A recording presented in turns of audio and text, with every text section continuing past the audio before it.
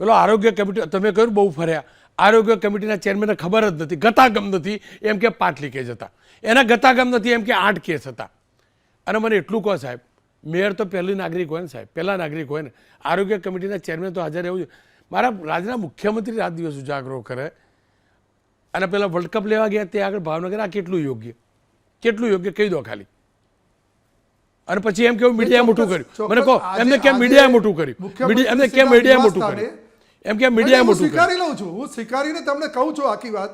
જે પણ સર્વેલન્સની ટીમે 85 લોકોની સર્વેલન્સની ટીમે જે પણ કામગીરી કરવાની હોય એ કામગીરી પરિપૂર્ણ થયા પછી ડોક્ટર મારો તો સવાલ એટલો જ છે. સેરેમની હશે એટલે એ લોકો ગયા છે, ચોક્કસ પાછા આવી ગયા છે. એનો પાછા આવવું પડ્યું. એનો અને મીડિયાના કારણે આ વાત ચકી છે એવું નથી. હું પાછું ફરીથી આપનું માધ્યમથી ધ્યાન દોરું છું કે આ વાત મીડિયાના માધ્યમથી નથી ચકી. આ વાત કોંગ્રેસના મિત્રો 4-5 દિવસ પછી, અત્યાર સુધી તો સૂંઘી ગયા હતા, અમારા કાર્યકર્તાઓ ઘેર ઘેર જતા હતા,